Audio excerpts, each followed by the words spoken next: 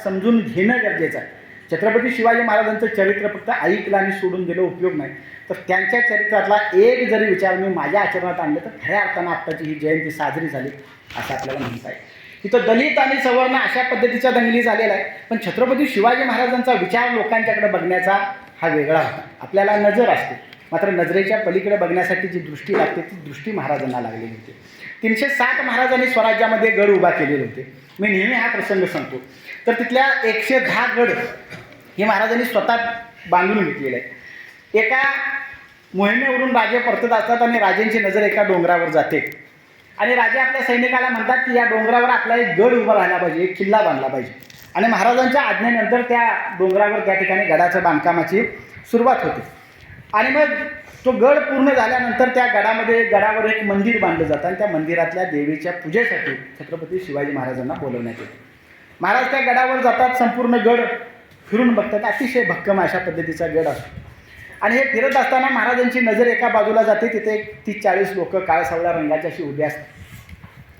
महाराज तिथला ग्रामजोशी ते महाराजांना सगळा गड दाखवत असतो. महाराज त्या ग्रामजोशीला म्हणतो की अरे ही कोण लोक आहेत या ठिकाणी उभा आहे. तो ग्रामजोशी म्हणतो की महाराज ही अस्पृश्य लोक आहेत. महाराज म्हणतात मग ही इथं का आले.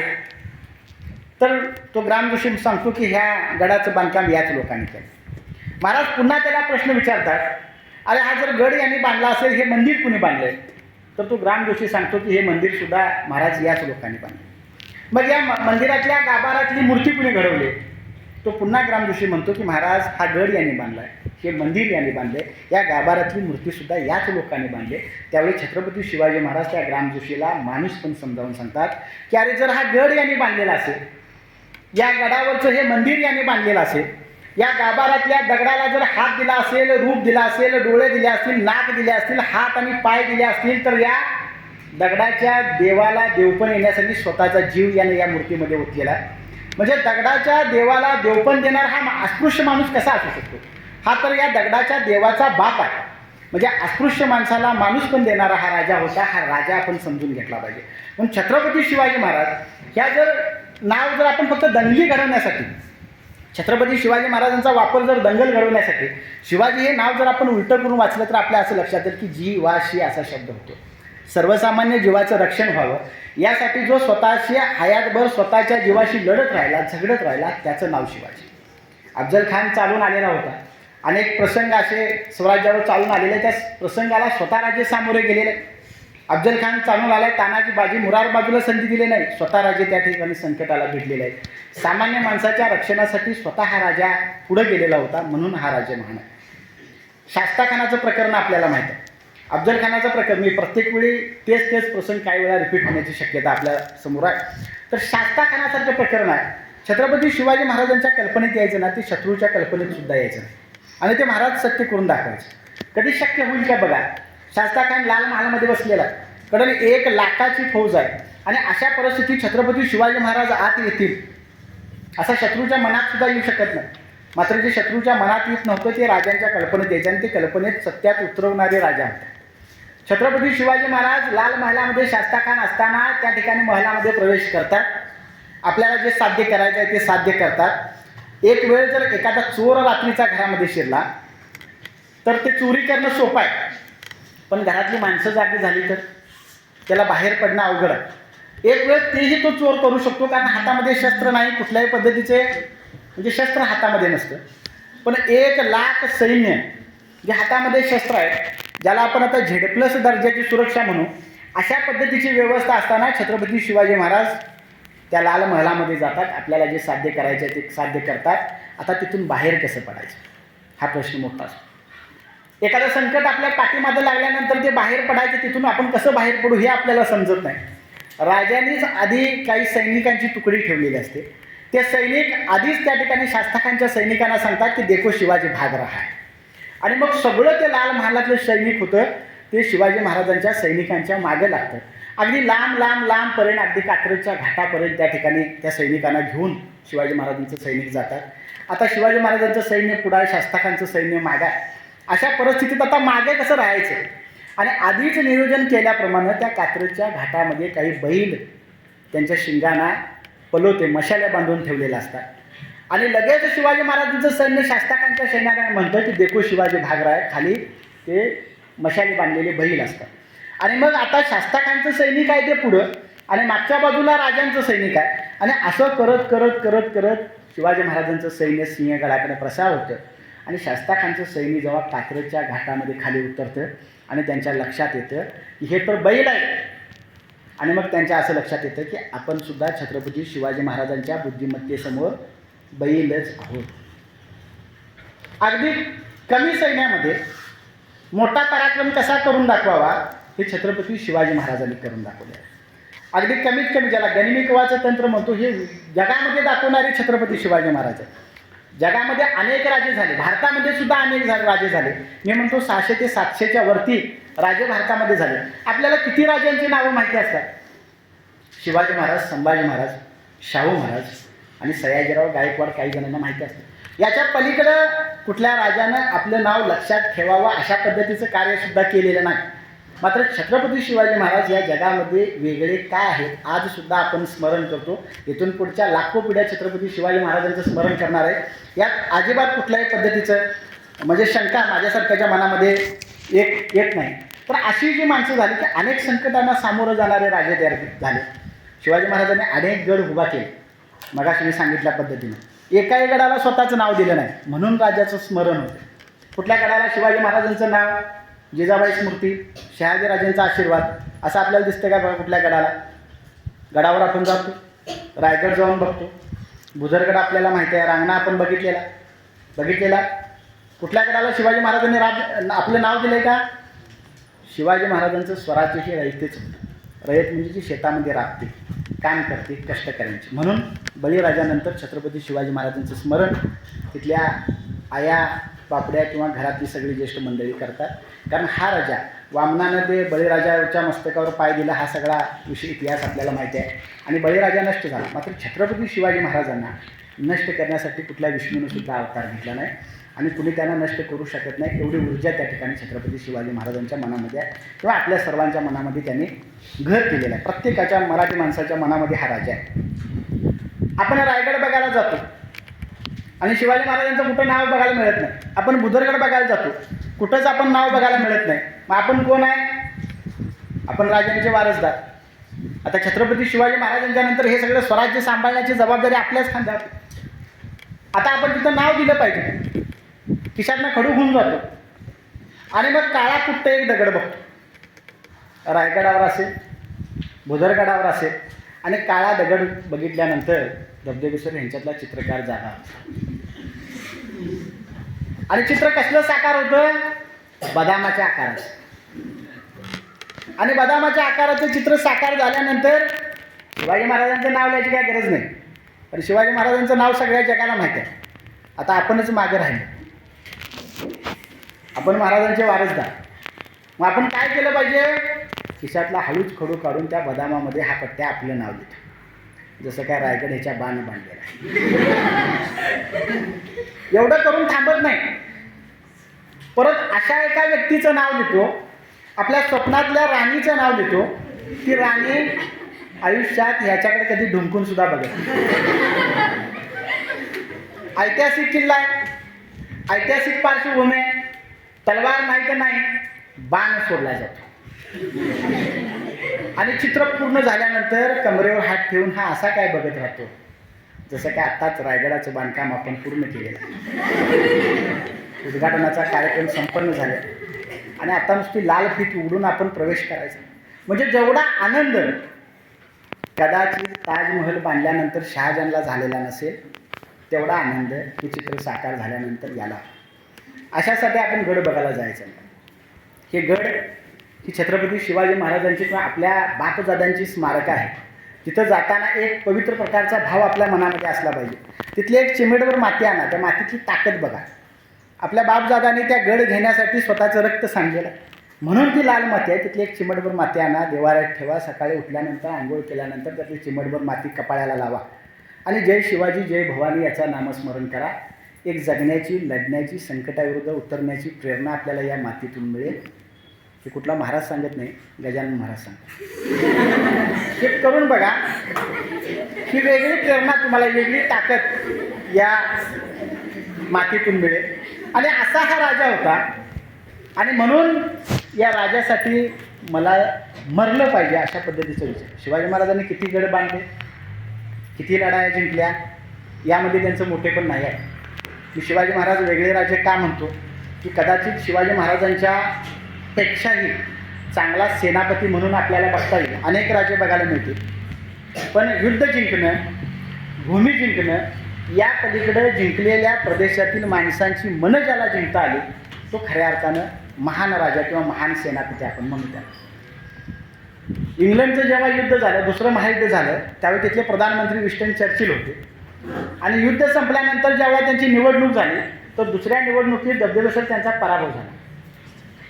म्हणजे शिवाजी महाराजांच्या पेक्षाही अनेक राजे शिवाजी महाराजांच्या आधी किंवा नंतर आपल्याला बघायला मिळतील, जे पराक्रमी आहेत, ज्यांनी लढाया जिंकलेल्या आहेत, ज्यांनी अनेक युद्ध जिंकलेले आहेत. पण जिंकलेल्या माणसांची मनं जिंकणारा हा एकमेव राजा आहे. मग अशा राज्यासाठी मला मेलं तरी बेहात कर, मला त्याची काळजी नाही, अशी म्हणणारी माणसं निर्माण केली. शिवाजी महाराजांचं सगळ्यात मोठं कर्तृत्व जर कुठं असेल तर मरायला तयार होणारी माणसं राजाने निर्माण केली.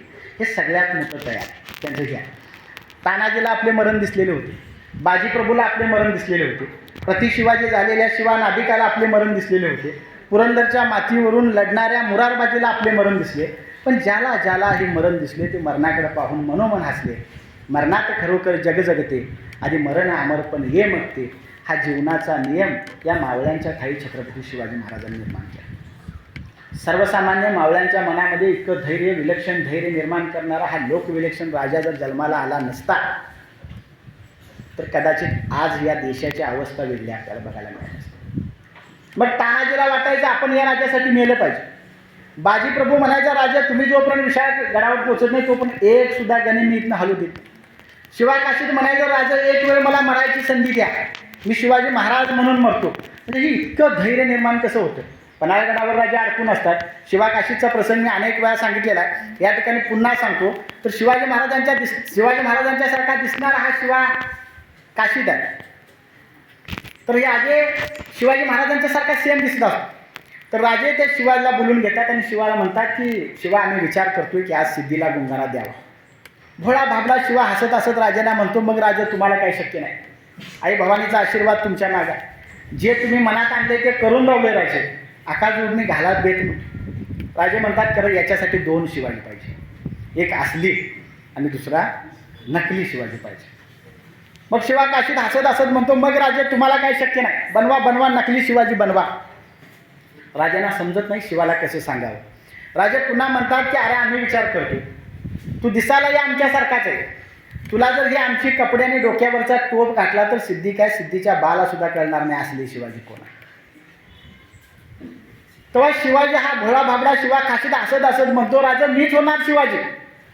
राजे पुन्हा त्याला समजावून सांगतात की अरे शिवाजी होणं इतकं सोपं नाही, एक वेळ या प्रसंगातून आम्ही सुखरूप बाहेर पडू, मात्र जो नकली शिवाजी आहे तो जर सापडला तर केवळ मृत्यू आणि मृत्यूच, याच्या पलीकडे काय नाही. काय होणार शिवाजी. आता इथं तुमच्या माझ्यासारखा असता तर झाला असता शिवाजी. राजा नीट विचार करा. आणि तानाजी बाजी मुरारबाजी कोण जातोय काय बघा, रक्तदाब वाढल्यासारखा वाटतो, अशी कारणं आपण सांगितली असते. पण आमचा शिवा काशीत म्हणतो, राजा मीच होणार शिवाजी. सोंगातला का असना, नाटकातला का असना, काही वेळापुरता का असना, राजा शिवाजी महाराज घ्यायची वेळ आली, माझ्या आयुष्याचं सोनं घ्यायची वेळ आली, मीच होणार शिवाजी. दोन पालख्या बनवल्या जातात, एका पालखीमध्ये शिवाजी महाराज बसतात, दुसऱ्या पालखीमध्ये शिवा नाभिकाला बसवलं जातं. शिवा नाभिकाची पालखी लपत छपत जाते आणि शिवाजी महाराजांची पालखी राजरस्त्याने जाते आणि शिवा नाभिकाची पालखी सिद्धीच्या सैनिकांच्या हाताला लागते आणि सिद्धीच्या समोर शिवा नाभिकाला आणून उभा केला जातो. आता हे शिवाजी महाराजच आले म्हणून जोराने सिद्धी हसायला लागतो आणि शिवा काशीदकडे बघून, म्हणजे शिवाजी महाराजांना आहेत हे समजून त्या सिद्धी तो हसत हसत त्या ठिकाणी सिद्धीजवळ शिवा काशीदला म्हणतो, या शिवाजीराजे या, तुमच्याविषयी लय ऐकून होतो आम्ही, भूताकेतासारखे गायब होता म्हणून तुम्ही, अफजल खानाचा कोतरा सुद्धा काढलाय म्हणून तुम्ही, पण एक लक्षात ठेवा, हा कर्नूलचा सिंहाचा पंजा आहे, यातनं कोण अजून सुटलेला नाही आणि सुटणारही नाही. आमचा शिवा फक्त हसत राहतो. तेवढ्यात कुठला तरी एक सरदार येतो आणि सिद्धीच्या कानामध्ये काहीतरी सांगतो आणि आतापर्यंत गुलाबाच्या फुलाप्रमाणे फुललेला सिद्धीचा चेहरा अचानक लालबुंद होतो, तलवार काढतो आणि शिवा नावाला म्हणतो, अरे कोण आहेस तू? आणि त्या शिवा म्हणतो, शिवाजी. अरे याचा परिणाम तुला माहिती आहेत का? आणि मग शिवा जबान खोलतो, अरे परिणामाची चिंता असती तर इथं आलोच नव्हतो. ज्यावेळी ही कपडे घातली, ज्यावेळी हा डोक्यावर मुकुट घातला, त्याचवेळी बायकोच्या कपाळावरचं कुकू पुसणारा आम्ही. आमच्या राजेच्या वाटेत तू जाऊ नकोस. आमचे राजे ठरवतात, तिथे राजे जातात. आमच्या राजेच्या वाटेला येणाऱ्याची वाट लावल्याशिवाय आपण सोडत नाही. आणि तलवार काढली जाते. त्या शिवा न्हाव्याचं रक्त या स्वराज्याच्या मातीसाठी सांडलं जातं. तो शिवा न्हावे आम्हाला सांगून जातो की जन्माला जरी मी शिवाजी न्हावी म्हणून जन्माला आलो असेल तरी मरताना शिवाजी महाराज म्हणून मरतो. हा शिवा न्हावी होता, हा शिवा नाविक होता, हा शिवा काशीत होता, म्हणून स्वराज्य उभा राहिला. असे अनेक उदाहरणं आपल्याला देता येईल. नाशिकजवळ एक स्वाल्हेर मुल्लरची लढाई झाली, आपल्याला माहिती असेल. अशा अनेक माणसं आपल्याला माहिती सुद्धा नाही. शिवा काशीत, बाजीप्रभू देशपांडे याच्या पलीकडे आपल्याला माहीत नाही. शिवाजी महाराज म्हणजे कोतळा काढणारा आणि बोटं तोडणारा एवढाच राजा. याच्या पेक्षा कर्तृत्व आपण जाणून घेण्याचा प्रयत्न सुद्धा करत नाही. रामजी पांगेरा नावाचा एक सैनिक महाराजांच्याकडे, तर त्या स्वाल्हेर मुल्लरच्या लढाईमध्ये दिलेर खान 5000 सैन्य घेऊन त्या ठिकाणी जातो. ज्या वेळेला तह होतं त्याच्यानंतरचा हा प्रसंग आहे.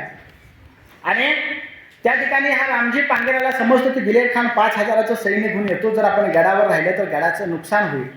गडावर फक्त 600 मावळे असतात आणि 600 मावळ्यांना घेऊन तो उघड्या मैदानामध्ये रामजी पांगेरा दिलेर खानला भिडण्यासाठी जातो. आता 5000 सैन्यांच्या पुढं 600 मावळे, काय अवस्था असेल लढाईची आपल्याला लक्षात येईल. ज्या ज्यावेळी रामजी पांगेराचं शौर्य आपल्याला जर बघायचं असेल तर खरंच तुम्ही त्या स्वाल्हेर मुल्लरच्या लढाईला आपण तिथं त्या ठिकाणी बघितलं तर आपल्याला ते शौर्य आठवेल आपल्याला. आणि ही 600 मावळे 1500 गनिमांची कत्तल करतात. रामजी लढत राहतो, मात्र त्याला तो गड मिळत नाही. मात्र त्या ठिकाणी रामजी कामी येतो. एका मोहिमेवरून जात असताना शिवाजी महाराजांना एक सैनिक दाखवतो की एका डोंगरावरचं गाव आहे, ते रामजीचं गाव आहे. आता रामजीचं नाव घेतल्यानंतर शिवाजी महाराजांना त्या रामजीचं शौर्य, त्याचा पराक्रम आठवतं. आणि शिवाजी महाराज आपल्या सैनिकांना सांगतात की रामजीच्या घरी निरोप द्या, आम्ही त्या रामजींना भेटायला, त्या रामजीच्या वडिलांना भेटायला आम्ही जातो. का माणसं मरायला तयार झाली या प्रसंगातून आपल्याला समजेल. आणि मग 2 दूत त्या ठिकाणी त्या घरामध्ये पाठवले जातात. एक झोपडीमध्ये एक छोटंसं घर असतं. त्या झोपडीमध्ये त्या रामजीचे वृद्ध आई वडील त्या ठिकाणी असतात. रामजीची पत्नी आणि रामजीचा एक मुलगा आणि रामजीचा भाऊ. अगदी 80 वर्षाचा हा आजोबा, जे रामजीचे वडील आहे, हातामध्ये काठी घेऊन टेकत चालणार हा आजोबा, ज्याला सरळ उठता सुद्धा येत नाही. अंगावरच्या सगळ्या म्हातारपणाची लक्षणं आपल्याला दिसत आहेत. अंगावरच्या सगळ्या शिरा दिसत आहेत आणि लटलटत्या पायाने थुरथरणाऱ्या हाताने हा रामजीचा वडील त्या ठिकाणी जात असतो. आणि ते घोडेस्वर जातात आणि त्या रामजीच्या वडिलांना सांगतात, बाबा शिवाजी राजे तुम्हाला भेटायला येणार आहेत. आणि शिवाजी राजे आपल्याला भेटायला येणार हे ऐकल्यानंतर त्या एखादी वीज शरीरामध्ये संचारावी अशा पद्धतीनं ते बाबा हातातली काठी टाकून देतात आणि ताडकन उभे राहतात. आणि एवढा मोठा राजा माझ्या घरी मला भेटायला येतोय म्हणल्यावर त्यांना समजत नाही. 8 दिवसापूर्वीच रामजीचा मृत्यू आहे. 8 दिवसापूर्वी रामजीचा मृत्यू आहे. आपला जर एखादा मित्र जर जखमी झाला आपल्यामुळं, एखाद्या अपघातामध्ये आपण जर पडलो, 2-2 वर्ष आपण तिच्या घराकडे जात नाही, कारण ते घरातले आपला समाचार कसा घेतील याची खात्री आपल्याला असते. 8व्या दिवशी जो घरातला कर्ता पुरुष एका मोहिमेमध्ये कामी आलाय, त्याच्या घरला भेट देण्यासाठी, सामान्य सैनिकाच्या घरला भेट देण्यासाठी हा राजा जातो. शिवाजी महाराजांना बघितल्यानंतर त्या रामजीच्या वडिलांना काय सुचत नाही आणि ते रामजीचा वडील हातामधली काठी टाकतात आणि महाराजांचे पाय धरण्यासाठी पुढे जातात. तेव्हा राजे त्यांना उचलून घेतात, गळा भेट घेतात आणि रामजीच्या वडिलांना सांगतात, नाही बाबा, तुमचे हात माझ्यासारख्याच्या पायाला लावण्या इतपत मी मोठा नाही. अहो, आम्ही जरी हे स्वराज्य निर्माण करत असू तरीसुद्धा रामजीसारख्या, बाजीप्रभूसारख्या, शिवा काशीसारख्या यांच्या जीवावर मोठे जाणारा मी. त्यावेळी रामजीचा बाबा म्हणतो की असं म्हणू नको राजे. अरे हे सैन्य, ही शेती, हे बी बयानं, ही जी दारात दिसतात ती बैल, ही तुझ्याच स्वराज्यापासून मिळतात. याच्या अगोदर नुसती मातीच मिळायची राजा. तू आहेस म्हणून हे सगळं चाललंय. माझा रामजी गेल्याचं मला दुःख नाही, अजून हजारो रामजी जाऊ देत, पण तू जोपर्यंत आहे तोपर्यंतली जनता सुखी असेल, आनंदित असेल. राजे गळाभेट घेतात. एक 10-15 मिनटं त्यांचं बोलणं होतं आणि राजे आपल्या सैनिकाला इशारा करतात आणि मग तो सैनिक एक पैशाची थैली घेऊन त्या ठिकाणी बाबांना देण्यासाठी जातो. रामजीचे वडील घेत नाही. राजे म्हणतात की हे काही थोडे पैसे आहेत, हे तुमच्या कामी येतील, आता खऱ्या अर्थानं गरजेचं आहे आणि तुम्ही हे पैसे घ्या. ते रामजीचे बाबा म्हणतात नको मला पैसे.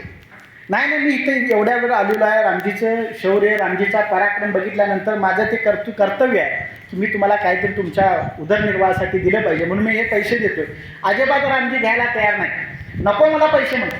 रामजीचा बाबा म्हणतो जर द्यायचंच असेल राजा, जर जशी माझ्या रामजीच्या हातामध्ये तलवार दिलास तशी माझ्या रूपाजीच्या हातामध्ये तलवार आहे. जर तुला द्यायचंच असेल तर जसं रामजीला स्वराज्यामध्ये घेतलास तसं माझा दुसरा मुलगा रूपाजीला सुद्धा स्वराज्यामध्ये घे. जर तुला द्यायचंच असेल तर जसं रामजीला स्वराज्यासाठी मरायची शिकवण दिलास तशीच माझ्या रूपाजीला सुद्धा स्वराज्यासाठी मरायला शिकवण दे. आणि जर तुला द्यायचंच असेल तर हा रूपाजी सुद्धा मेला तर हा 80 वर्षाचा म्हातारा हातामध्ये तलवार घेऊन स्वराज्यासाठी मरायला तयार होईल. एवढं शौर्य, एवढं बलिदान, एवढं त्यागाची शिकवण या राजानं दिलेलं आहे आणि त्याच्यासाठी म्हणून ही माणसं मरायला तयार व्हायची. शिवाकाशीची पत्नी मेली. शिवाकाशीत मेल्यानंतर शिवाकाशीच्या पत्नीला महाराजांनी सैन्यामध्ये घेतले.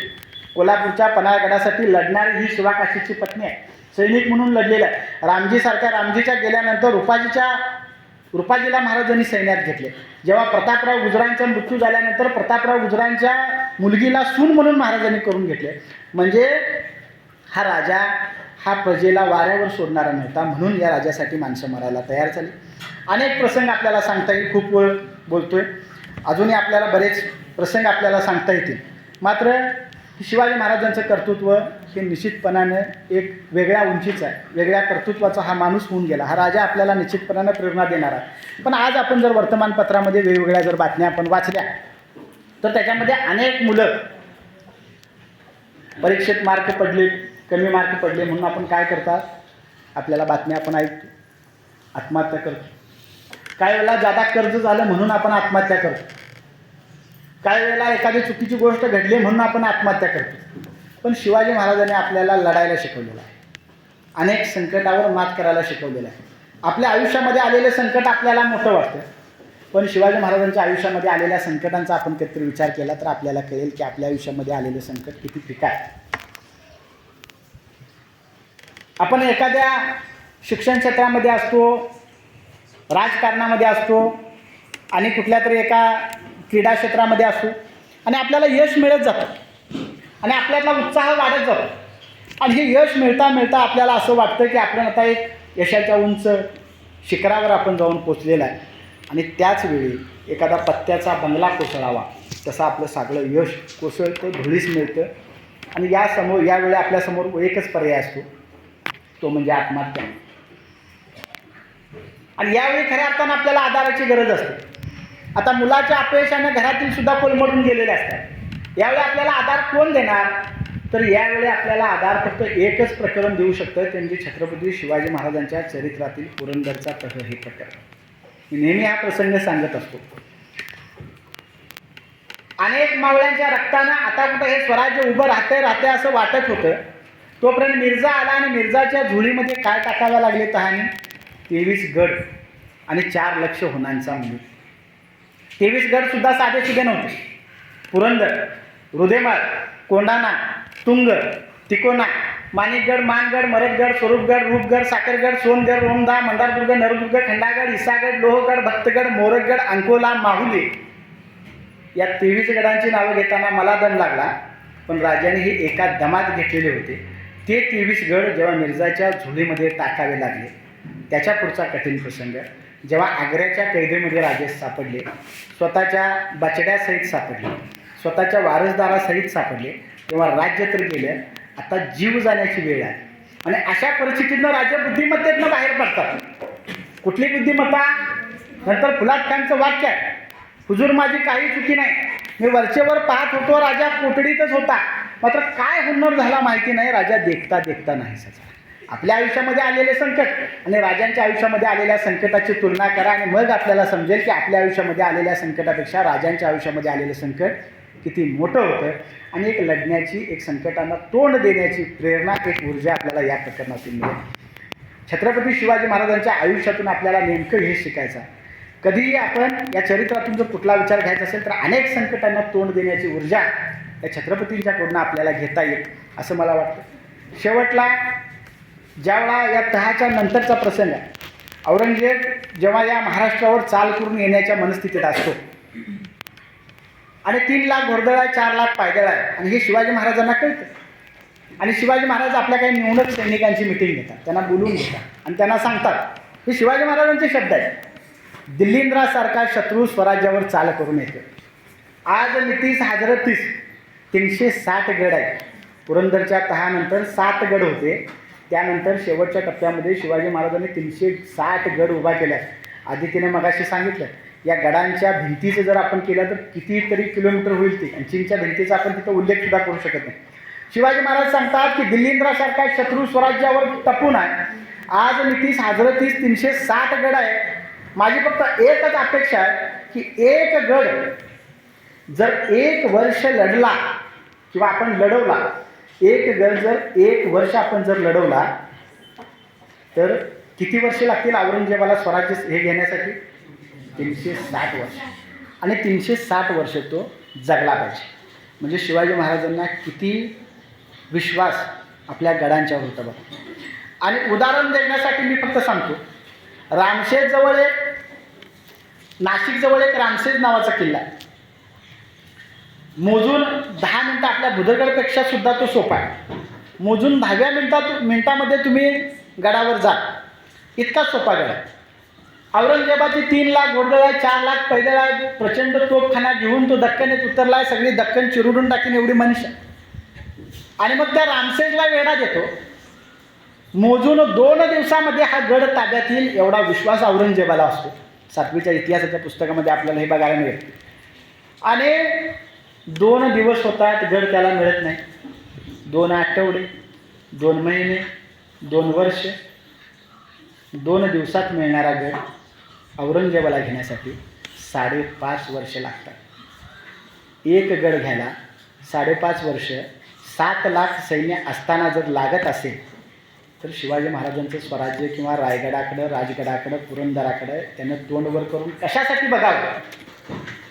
एवढा विश्वास त्या जनमानसांच्यामध्ये किंवा त्या किल्ल्यांच्यामध्ये होता। म्हणून त्या ठिकाणी जात असताना आपल्याला एक पवित्र भावना त्याच्या पाठीमागे आपल्याला असणं गरजेचं आहे। खूप वेळ बोलतोय, शेवटी जाता जाता रवींद्रनाथ टागोरांच्या कवितेतली काही पंक्ती आपल्यासमोर सांगतो। सूर्यास्ताला जाताना रवींद्रनाथ टागोर म्हणतात की माझ्यानंतर माझी जागा, सूर्य म्हणतो की माझ्यानंतर माझी जागा कोण घेणार? त्यावेळेला सारे तारे स्तब्ध होतात, मात्र एक मिणमिणती पंथी पुढे येते आणि ती सूर्याला म्हणते की हे सूर्या, मला तुझ्यासारखं तळपता नाही येणार, पण एक काम मी करेन, तुझ्या प्रकाशाची नातं मी जोडेन आणि माणसाच्या पावलापुरता प्रकाश देण्याचे काम करेन। जेव्हा माणसाच्या पावलापुरता हा प्रकाश निर्माण होतो त्यावेळेला माणसासाठी एक प्रगतीची पाऊल वाट तयार होते। आजच्या या छत्रपती शिवाजी महाराजांच्या चरित्रचिंतनातून आपल्या सर्वांच्या आयुष्यामध्ये अशा पद्धतीचे एक प्रगतीची पाऊल वाट निर्माण व्हावी एवढाच एक माफक आशावाद बाळगतो। या ठिकाणी बोलण्याची संधी या कार्यक्रमाचे आयोजक, नियोजक, संयोजक यांनी मला दिली, त्याबद्दल याही वर्षी मी त्यांचे धन्यवाद देतो आणि या ठिकाणी हा कार्यक्रम म्हणजे माझं भाषण संपवतो। धन्यवाद।